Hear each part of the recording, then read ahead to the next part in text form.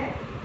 आज की क्लास में हम बहुत अच्छे टॉपिक के बारे में आज चर्चा करेंगे, जो कि है पर्सनैलिटी यानी व्यक्तित्व। व्यक्तित्व एक ऐसा टॉपिक है जिसके बारे में हमें आम जीवन के अंदर में भी बहुत सारी चीज़ें समझ में आती है। तो ये क्लास बहुत महत्वपूर्ण है हमारे दैनिक जीवन के लिए भी, तो उसको ध्यान से बिल्कुल हम समझेंगे कि पर्सनैलिटी या फिर व्यक्तित्व क्या होता है। तो देखो, अगर हम बात करें पर्सनैलिटी की साधारण भाषा में, तो हम किसे कहते हैं कि किसकी पर्सनैलिटी बहुत अच्छी है। जब भी हम किसी को बहुत अच्छा देखते हैं, जिसका कद बहुत अच्छा हो, जो कपड़े बहुत अच्छा पहनता हो, जिसका रंग बहुत साफ हो, जिसकी भाषा बहुत अच्छी हो, आप उसे देखते ही क्या कहते हो कि ये लड़का, इसकी पर्सनैलिटी बहुत अच्छी है, या फिर वो लड़की, उसकी पर्सनैलिटी बहुत अच्छी है।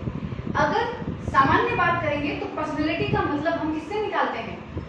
व्यक्ति के बाहरी रूप से, जो कि एक बहुत संकुचित अर्थ है पर्सनैलिटी का। या फिर आप कह सकते हो कि प्राचीन काल में पर्सनैलिटी का मतलब यही होता था कि जो हमें बाहर से देखने में अट्रैक्ट करे, उसकी पर्सनैलिटी बहुत अच्छी है। ये थी एक संकीर्ण रूप जो कि हम व्यक्तित्व के बारे में पुराने जमाने से अब तक देखते आ रहे हैं। लेकिन देखिए, पर्सनैलिटी जो है ये बहुत ही व्यापक शब्द है। आधुनिक काल के अंदर पर्सनैलिटी का मतलब केवल बाहरी रूप नहीं होता है, बल्कि एक व्यक्ति का बाहरी और आंतरिक दोनों जो गुण है उसके योग को हम क्या कहते हैं? पर्सनैलिटी कहते हैं। ठीक है, अब देखिए, कहने का मतलब ये है कि शारीरिक गुण प्लस मनोदैहिक जो गुण है या मनोवैज्ञानिक जो गुण है, ये सभी मिलकर व्यक्तित्व का निर्माण करते हैं। ठीक है, तो चलिए अब हम कुछ डाटा के बारे में बात करते हैं। व्यक्तित्व जो शब्द है, ये शब्द देखिए बना है लैटिन भाषा से। ठीक है, लैटिन भाषा के पर्सोना शब्द से व्यक्तित्व यानी पर्सनैलिटी शब्द बना है, जिसका अर्थ है मुखौटा या फिर नकाब। ये बात सभी को पता है, एक सामान्य सी बात है कि ये पर्सनैलिटी शब्द बना है पर्सोना से, जिसका अर्थ होता है मुखौटा या नकाब। प्रश्न कितनी बार पूछा भी गया है, कौन सी भाषा का है? तो ये है लैटिन भाषा के पर्सोना शब्द का शब्द है व्यक्तित्व। ठीक है, अब देखिए, ये जो पर्सोना शब्द है, ये शब्द का प्रयोग सबसे पहले यूनान के एक नाटक कलाकार थे सिसोर। क्या नाम था उनका? सिसोर। ठीक है, आप ये ध्यान रखिए इस नाम का। इन्होंने सबसे पहले पर्सोना शब्द का यूज किया था, क्योंकि ये नाटक में अभिनय करते थे। तो अभिनय करने वाले लोग जैसा पहनावा करते थे, जो मुखौटा पहनते थे, उसको नाम दिया था पर्सोना। इसीलिए व्यक्तित्व शब्द का जो जनक कहा जाता है वो सिसोर को कहा जाता है, क्योंकि ये जो शब्द है पर्सोना, जिससे पर्सनैलिटी बना है, ये शब्द किसने दिया था? सिसोर ने दिया था। ठीक है, अब देखिए, पहले का मतलब सिर्फ एक ही था, बाहरी रूप, लेकिन आधुनिक रूप क्या कहता है? व्यक्तित्व का अर्थ होता है व्यक्ति के आंतरिक और बाह्य गुण दोनों। अब बाह्य गुण को तो आप देखकर समझ सकते हो, आप रंग देख सकते हो, वेशभूषा देख सकते हो, उसकी कदकाठी देख सकते हो, लेकिन आंतरिक गुण कैसे समझोगे? ये आंतरिक गुण कैसे होते हैं जो कि उनके आंतरिक गुण को प्रभावित करते हैं, जो कि उसके व्यक्तित्व में होते हैं। तो व्यक्तित्व के आंतरिक गुण कैसे बनते हैं और क्या होते हैं, जिन्हें हम व्यक्तित्व के अंदर शामिल करते हैं, उसके बारे में देखो समझते हैं। यहाँ पे देखिए, ये कोई व्यक्ति है। सबसे पहले क्या होता है? व्यक्ति के मन में, यानी मनोविज्ञान की भाषा में मस्तिष्क में क्या आते हैं? विचार आते हैं। जिस प्रकार के विचार व्यक्ति के अंदर आते हैं, व्यक्ति वैसी क्रिया करता है। क्रिया करने से क्या होता है? वो व्यक्ति का व्यवहार बन जाता है। यहाँ पे जो व्यवहार बन रहा है, इसको आप अधिगम कह सकते हो, क्योंकि अधिगम में क्या होगा? क्रियाएं करने से आपका एक व्यवहार बन जाएगा, जो कि अपेक्षाकृत स्थायी परिवर्तन होता है, जिसे हम कहेंगे अधिगम। ठीक है, लेकिन वो संपूर्ण स्थायी नहीं होता है। जब व्यक्ति एक ही व्यवहार बार बार करता है, तो फिर क्या होता है? वो उसकी आदत बन जाती है। आदत यानी ये उसका शील गुण हो जाता है।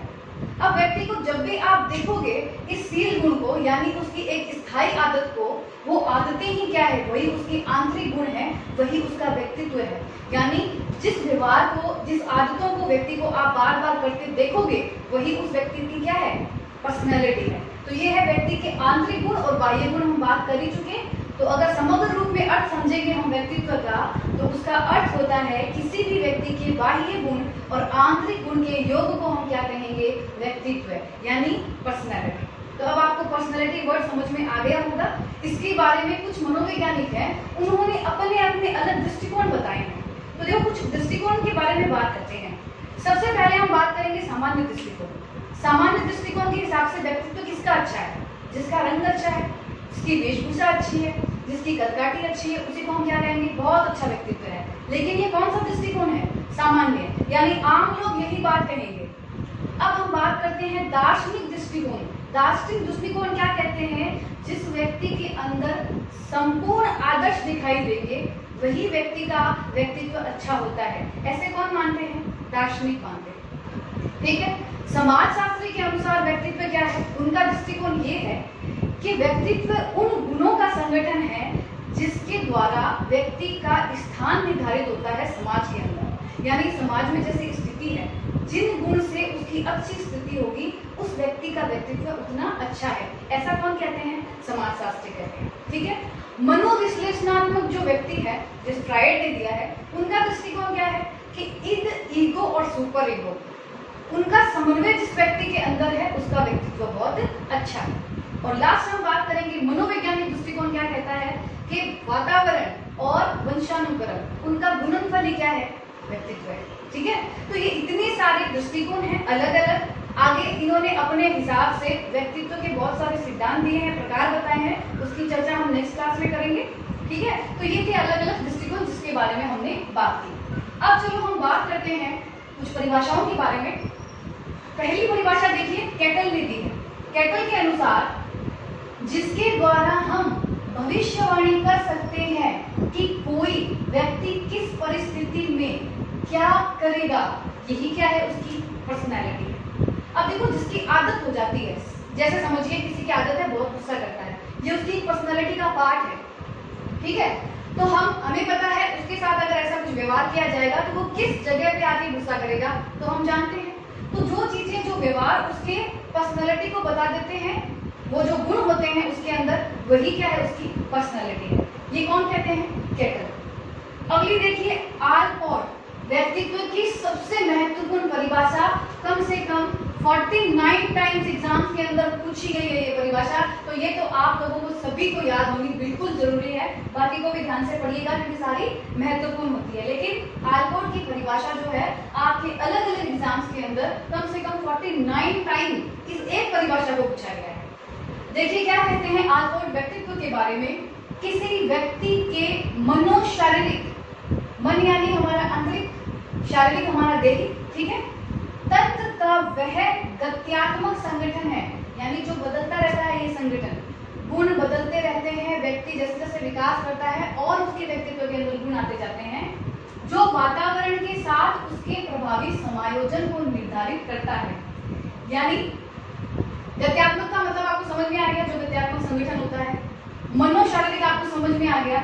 अब देखिए, जो वातावरण के साथ उसके प्रभावी समायोजन को निर्धारित करता है, यानी ये समायोजन पर बल देता है।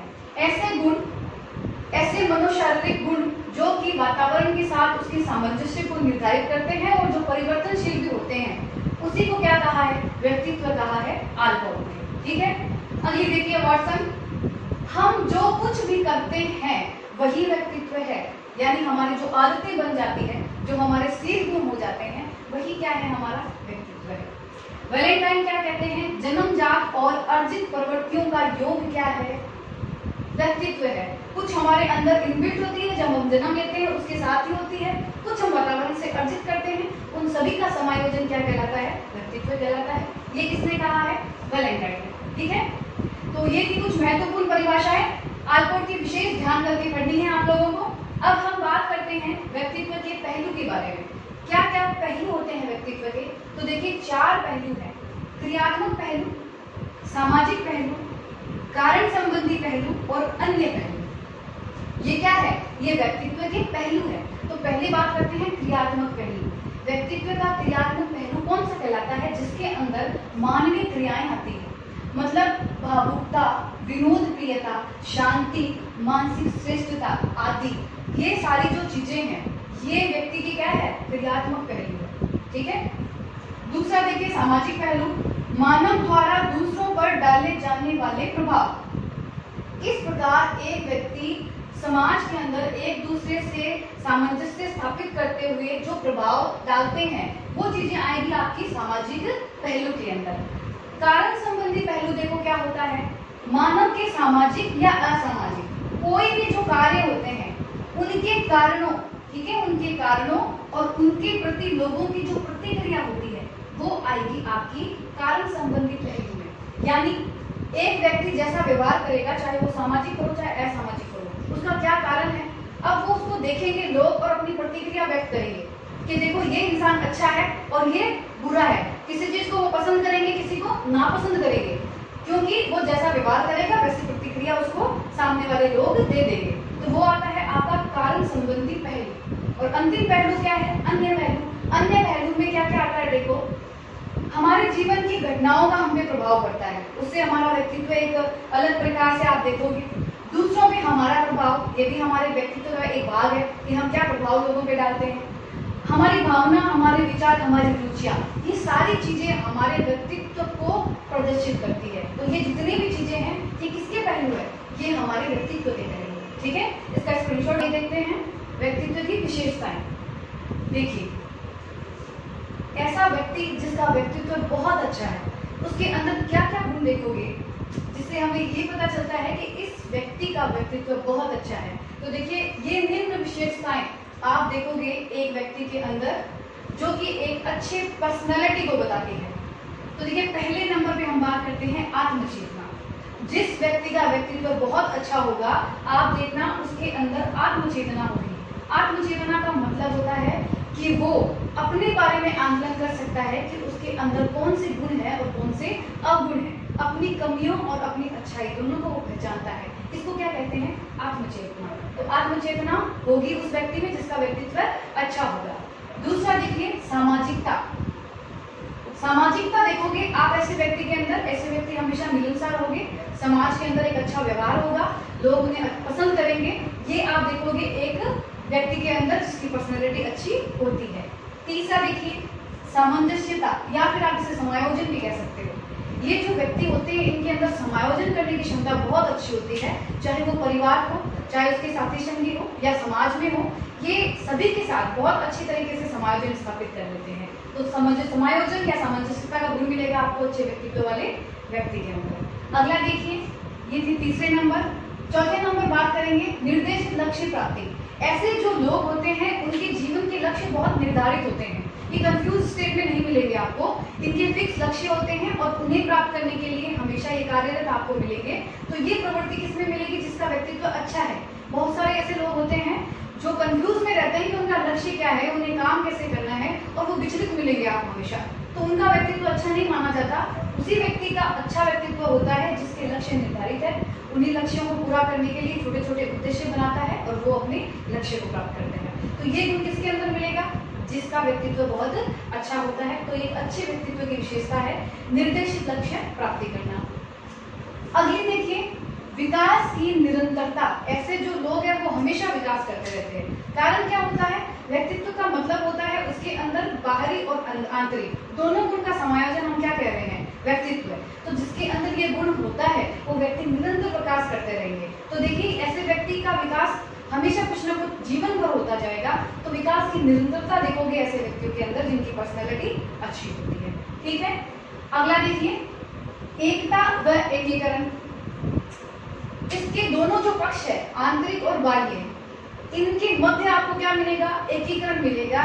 वो अपने दोनों गुणों का अच्छा समायोजन योग करके अपनी पर्सनैलिटी को अच्छा निखारता है, उसी से अपना एक व्यवहार बनाता है जिससे कि उसकी पर्सनैलिटी अच्छी होती है। तो एकता और एकीकरण का गुण मिलेगा आपको एक अच्छे व्यक्तित्व के अंदर। ठीक है, सातवां देखिए शारीरिक व मानसिक स्वास्थ्य। ये बहुत इंपॉर्टेंट होते हैं किसी की भी व्यक्तित्व निर्माण में। जिसका शारीरिक स्वास्थ्य बहुत अच्छा होगा, मानसिक स्वास्थ्य बहुत अच्छा होगा, उसी व्यक्ति का व्यक्तित्व अच्छा हो सकता है। क्योंकि देखिए जब इनमें प्रॉब्लम होती है तो उनके अंदर आप ये बाकी के गुण देखिएगा एक भी नहीं मिलेंगे। ये आधार होते हैं, शारीरिक हो तो बिल्कुल ही आपका बेस है, शारीरिक और मानसिक, ये दोनों जब तक किसी व्यक्ति का अच्छा नहीं हो, स्वास्थ्य है, तो वो व्यक्ति एक अच्छे व्यक्तित्व का निर्माण नहीं कर सकता है। तो ये दोनों इंपॉर्टेंट होते हैं। तो एक अच्छे व्यक्तित्व के अंदर क्या देखोगे कि वो व्यक्ति शारीरिक और मानसिक रूप से क्या है, स्वस्थ है।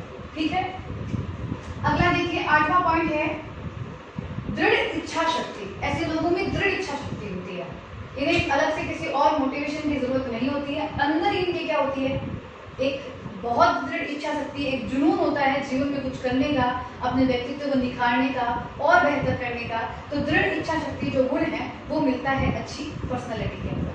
अगला देखिए गत्यात्मकता। जैसे जैसे वातावरण के साथ समायोजन करते जाते हैं, जैसे जैसे उनके और गुण विकसित होते हैं, तो वैसे क्या होता है, परिवर्तन होता जाता है उनके अंदर। ये परिवर्तनशील है, पर्सनैलिटी दिनों दिन डेवलप की जा सकती है आपके व्यवहार के द्वारा। तो ये क्या है, गत्यात्मकता या फिर गतिशीलता, ये गुण होता है व्यक्तित्व के अंदर। अंतिम देखिए और वेरी इंपॉर्टेंट, संवेगीय स्थिरता। इनका अपने संवेगों के ऊपर नियंत्रण होता है और ऐसे ही व्यक्ति अच्छा समायोजन कर सकते हैं, अच्छा व्यवहार कर सकते हैं। तो संवेगी स्थिरता जिस व्यक्ति में होगी उस व्यक्ति का व्यक्तित्व बहुत अच्छा होगा। तो ये सभी क्या है, एक अच्छे व्यक्तित्व की विशेषता है। इसका स्क्रीनशॉट लीजिए। अब हम बात करते हैं एक छोटे से और टॉपिक के बारे में, जिससे कि अपने को जो बेस है पर्सनालिटी का वो क्लियर हो जाएगा। अब हम बात करेंगे व्यक्तित्व के जो तत्व हैं। ठीक है, कुछ तत्व होते हैं जो व्यक्ति के अंदर उसके व्यक्तित्व को निर्धारण करते हैं। तो क्या क्या तत्व है देखिए, पहला है शारीरिक तत्व, दूसरा है बौद्धिक तत्व, तीसरा है यहाँ पे सामाजिक तत्व, चौथा है यहाँ पे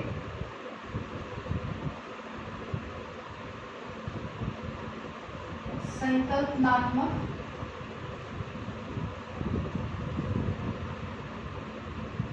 तत्व। ठीक है, तो ये कुछ तत्व है जो व्यक्ति के व्यक्तित्व को निर्धारित करते हैं। पहला देखिए शारीरिक तत्व। शारीरिक तत्व कौन से होते हैं, शारीरिक तत्व यानी व्यक्ति की जो आवाज है, व्यक्ति का जो आकार है, व्यक्ति का जो भार है, उसका जो नाड़ी तंत्र है, ग्रंथियों का तंत्र है, वो सभी चीजें व्यक्ति के शारीरिक तत्व होते हैं। जितना स्ट्रॉन्ग, जितना स्वस्थ उसका ये पक्ष होगा, उतना ही उसका व्यक्तित्व क्या होगा, अच्छा होगा। दूसरा देखिए बौद्धिक तत्व कौन से होते हैं, व्यक्ति की चिंतन करने की शक्ति, कल्पना करने की, तर्क करने की, समस्या समाधान करने की, ये सारे जो एस्पेक्ट्स देख रहे हो वो व्यक्ति के बौद्धिक तत्व होते हैं। ये जितना अच्छा होगा उतना ही आपका व्यक्तित्व अच्छा होगा। अगर इन चीज की कमी है तो व्यक्ति का व्यक्तित्व अच्छा नहीं होगा। सामाजिक तत्व यानी सामाजिक जो व्यवहार होता है, उसके प्रति जो विचार होते हैं, जो समायोजन करने की योग्यता होती है, वो सभी क्या आते हैं इसमें, सामाजिक तत्व के अंदर आते हैं। तो ये तत्व जब पाया जाता है तो वो आपकी पर्सनैलिटी को निखारती है, वही एक अच्छा व्यक्तित्व है। अगर इनका अभाव है तो वो व्यक्तित्व अच्छा नहीं होता है। ये तत्व निर्धारित करते हैं आपके व्यक्तित्व को। अगला देखिए संकल्पनात्मक तत्व। इस तत्व के अंदर व्यक्ति का जो इच्छा शक्ति है, जो उसकी अभिवृत्ति है, उसकी रुचियां हैं या फिर उसका जो चरित्र है, ये सारी चीजें आती हैं संकल्पनात्मक तत्व है। ये जितने भी तत्व होते हैं यही व्यक्ति का क्या होता है, उसके व्यक्तित्व को निर्धारित करते हैं। एक तत्व को और लिख लीजिए, एक तत्व और है इसका, वो है भावात्मक तत्व। भावात्मक जो तत्व है, इस तत्व के अंदर व्यक्ति का जो व्यवहार करने का तरीका होता है, जैसे कुछ बहिर्मुखी होते हैं, कुछ अंतर्मुखी होते हैं, कोई साहसी होते हैं, कोई कायर होते हैं, इस प्रकार का जो एक व्यवहार है उनका, वो आएगा भावात्मक तत्व के अंदर। तो ये जितने भी तत्व हम पढ़ रहे हैं, शारीरिक में हमारे जो शारीरिक संरचना होती है, जो हमारा आकार या भार है, बौद्धिक में जो हमारी मानसिक शक्तियां हैं, सामाजिक में जो समाज के साथ व्यवहार है, संकल्पनात्मक मतलब हमारी जो रुचियां हैं, हमारी इच्छा शक्ति है, हमारा चरित्र है, ये संकल्पनात्मक तत्व। भावात्मक में मतलब अंतर्मुखी, बाह्यमुखी, ये जो आपका व्यवहार है, ये सभी के सभी तत्व व्यक्ति के व्यक्तित्व को निर्धारित करते हैं। अगर ये प्लस है तो वो क्या होगा, एक अच्छा व्यक्तित्व है। अगर इनकी कमी दिखेगी आपको तो तो क्या होगा, वो एक अच्छा व्यक्तित्व नहीं होता है। तो तत्व व्यक्तित्व को निर्धारित करते हैं। तो ये 5 प्रकार के मुख्य तत्व है जो व्यक्ति के व्यक्तित्व को निर्धारित करते हैं। इसका स्क्रीनशॉट ले लीजिए।